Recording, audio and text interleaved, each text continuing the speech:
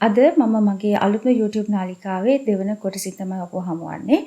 අද මම කතා කරන්න ඇත්තටම හිටියේ අපි කොහොමද මේ ටෙක්නොලොජි තාක්ෂණය කාන්තාවන්ගේ ආරක්ෂාව සහ යාපත වෙනුවෙන් යොදාගන්නේ කොහොමද කියලා.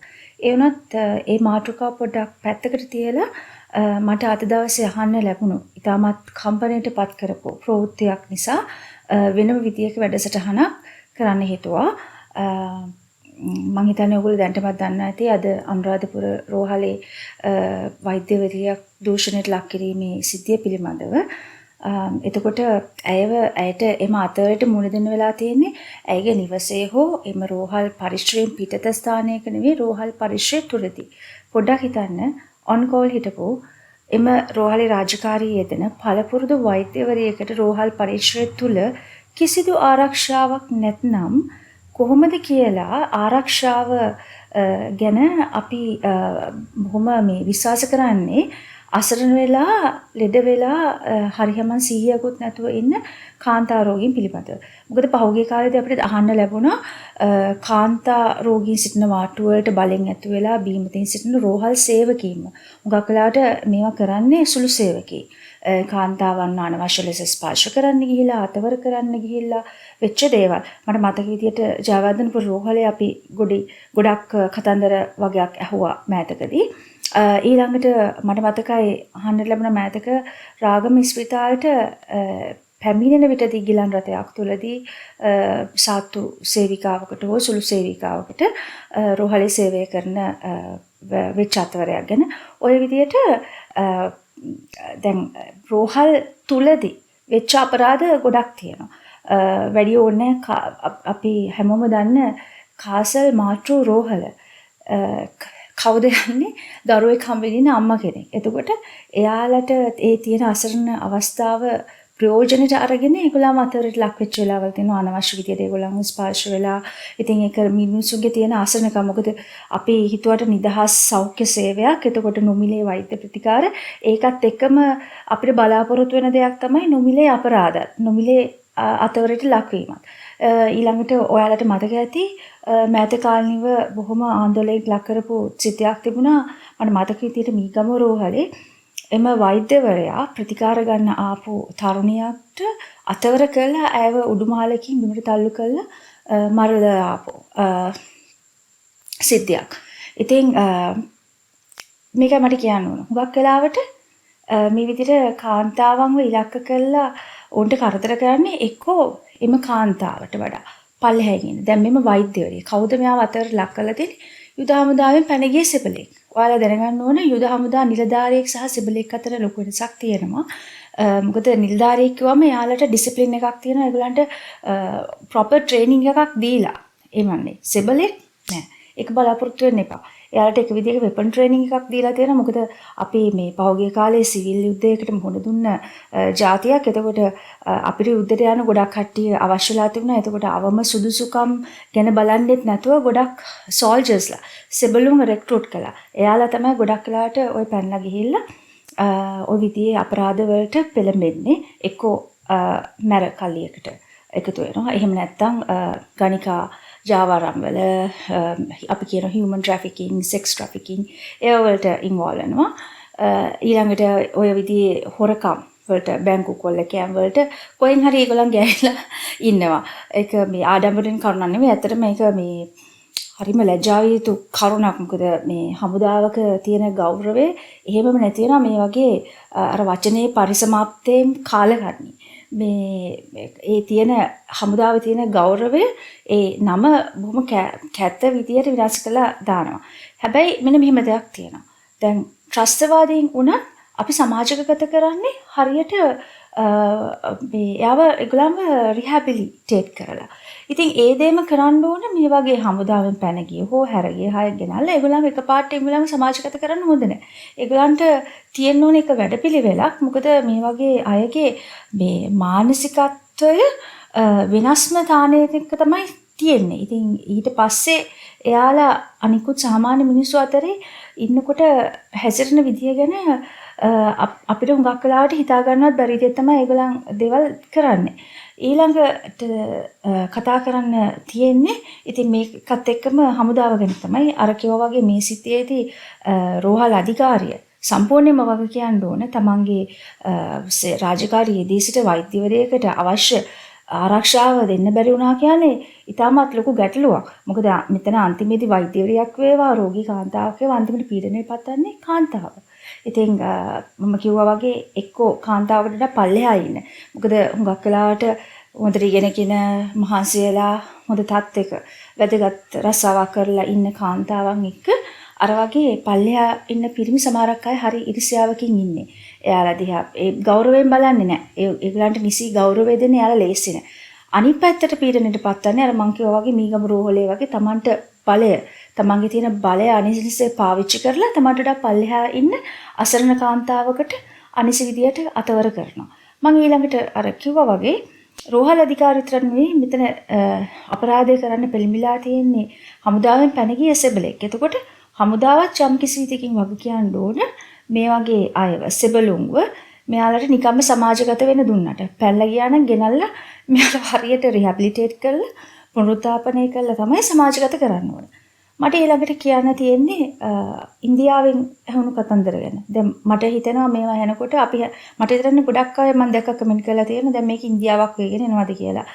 ඉතින් දැන් කාලෙකට කලින් හරිම අමනුෂ්‍ය වැඩක් ඔයාලට මතක ඇති මෙඩිකල් ස්ටුඩන්ට් කෙනෙක් එයාගේ බොයිෆ්‍රෙන්ඩ් එක්ක මූවි එකක් බලන්න ගිහිල්ලා එනකොට ඒ ළමයාව ඒ කියන්නේ අමුවේ නිකම්ම මරලා රේප් කරලා මරලා නෙවෙයි කරන්න තියෙන මම දන්නේ සතෙක්ටවත් නොකරන විදිහේ දේවල් කළා තමයි ළමයාව මරලා දාලා තිබුණේ. ඊළඟට මේ ළඟදිත් අපිට අහන්න ලැබුණා ওই වගේම හොස්පිටල් එකක වැඩ කරන ලීඩ් ડોක්ටර් කෙනෙක්ට එයාව රේප් කරලා තිබුණ විදිය. ඊළඟ කතන්දරේ අපිට මේ අර මීගමුව රෝහලේ එතකොට එයා ඒ ડોක්ටර්ට ඇත්තටම ડોක්ටර් කරපු අපරාධේ වහන්න මුළු වෛද්‍ය සේවක මඩුල්ල වගේ බලපෑම් කරලා තිබුණා. හැබැයි එතන වැඩ කරපු සුළු සේවිකාවකගේ කට උතරයක් නිසා තමයි එයා බය වෙන්නේ නැතුව අර ළමයා වෙනුවෙන් කතා කරපු නිසා තමයි යට යන්න තිබුණ අපරාධයක් කෙරුණේ. ඉතින් අපිට හිතන්න ගොඩක් දේවල් තියෙනවා මේ සිද්ධියත් එක්ක අපි රටක් වශයෙන් කොහෙද යන්නේ අපේ රටේ කාන්තාවකට තියෙන ආරක්ෂාව මොකක්ද කියන එක. මොකද වෘත්තිකයෙක් විදියට ඉගෙනගෙන වැදගත් අනුතරක් කරන කාන්තාවකටවත් දැන්ට ආරක්ෂාවක් නැහැ. එතකොට පොඩ්ඩක් හිතන්න එම කිසිම ආරක්ෂාවක් නැති. මම මෙතෙන්දි කතා කරන්නේ පාරේ ලයිට් කණු යට ඉඳලා බිස්නස් වන සෙක්ස් වර්කර්ස්ලාගේ ආරක්ෂාව ඉඳලම. මොකද ඇයි මේ රටේ ගණිකාව කියලා જાතියක් ඉන්නේ ඉල්ලුමට සැපයුම.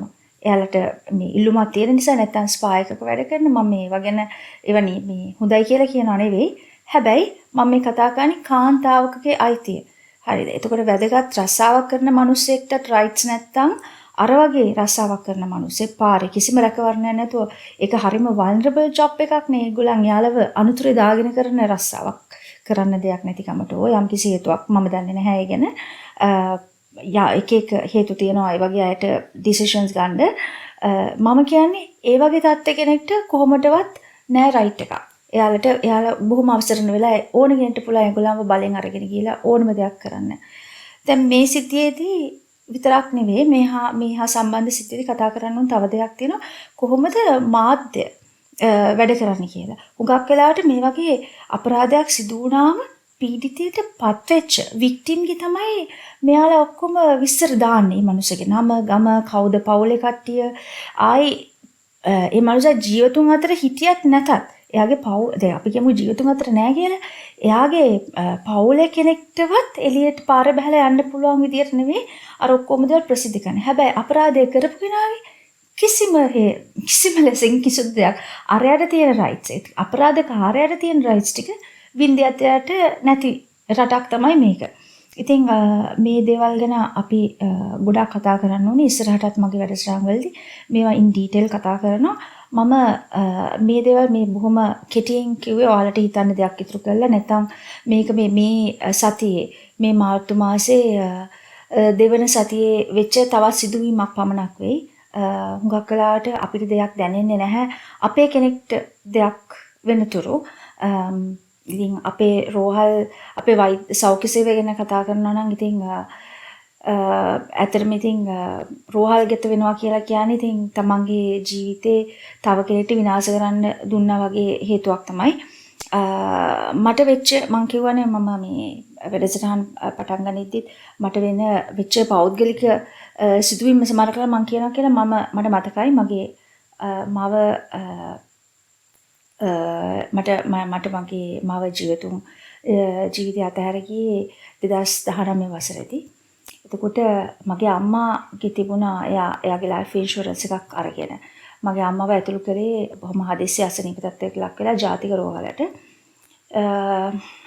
මට මරණ පරීක්ෂණ ඒවා ගන්න දේවල් සාධක ගන්න දේවල් මට එච්චර ලොකු ප්‍රශ්නයක් වුණේ නැහැ. බොහොම ස්වභාවික මරණයක් සහ මගේ නෑ පුංචි කෙනෙක් ඉන්නවා. එයාත් ඩොක්ටර් කෙනෙක්. ඉතින් එයාගේ යාළුවෙක්ම තමයි එතන හිටියේ ඒ ඩොක්ටර්. ඒක නිසා අපිට ඒ මරණ සහතික ගන්න ඒ දේවල් ප්‍රශ්නයක් වුණේ නැහැ. නමුත් මට ගොඩක් ප්‍රශ්නයකට ලක් වුණේ මම ওই ඉන්ෂුරන්ස් කතන්දරේදී. මොකද මම අවශ්‍ය වුණා ඒ වෙලාවේ රෝහලේ අධ්‍යක්ෂක පාලනය කරන පාලනාධිකාරිය මට ලියුමක් අවශ්‍යලා තිබුණා ඉන්ෂුරන්ස් කම්පැනිට. එතකොට මම ගිහලා මම රික්වෙස්ට් එක දුන්නා. දීලා මම එතකොට කොළඹත් නෙවෙයි මම සේවය කළේ. මම ගිහිල්ලා රික්වෙස්ට් එක දීලා ආවා. රික්වෙස්ට් එක ගත්තේ අධ්‍යක්ෂිකාවක් හිටියේ දවස්වල ඩොක්ටර් සෞම්‍ය හරි උන්න වගේ නමක් තියෙන. එතකොට එයාගේ ඔෆිස් එකට යන තැන සුළු සේවයක් වෙන්න ඕන කළු සුදු යනගත්ත සාමාන්‍ය තරුණ පය මිනිසෙක් සුදු සාමාන්‍ය ධර්ම ශරීරයක් තියෙන. එයා ගත්තා. අරගෙන මට එයා බලෙන් එයාගේ නම්බර් එක දීලා කිව්වා මට කතා කරන්න මම ඔයාලට කියනවා මේක රෙඩි වුණාම කියලා. ඉතින් මම ඇත්තටම හිතුවේ මම දැන් මේ කරදරයක වැටලානේ අනිත් එක ඇත්තට මගේ ලයිෆ් ඉන්ෂුරන්ස් එක ගන්න ගියේ අපේ පවුලේ කිසිම මේ මොකක් හරි දෙයකට නෙවෙයි පවුලේ ප්‍රයෝජනට නෙවෙයි. මොකද මගේ අම්මා නැති වුණේ අවුරුදු 60 ගානකදී. එතකොට මගේ අම්මා හිටියේ ලයිෆ් සපෝට් එකේ. අම්මා හොඳට අමාරු වෙලා ICU ඉඳලා. එතකොට මගේ අම්මව අයින් කළේ මැෂින් එකකින් එයාට වඩා ගොඩක් වයසින් අඩු අවුරුදු 30 ගානක පේෂන්ට් කෙනෙක්ට මේ මැෂින් එක දෙන්න. ඉතින් මට ඕන වුණා අම්මා වෙනුවෙන් මම ගොඩක් අම්මා වෙනුවෙන් පින්කම් කළා දාන දුන්නා. ඉතින් මට අවශ්‍යුනේ ඒ සල්ලි අරගෙන එයා වෙනුවෙන් මැෂින් එකක් ඒ පොඩ් එකට පරිත්‍යාග කරන්න. ඒකයි මම ඒ ඉන්ෂුරන්ස් එක ගන්න මහන්සි වුණේ.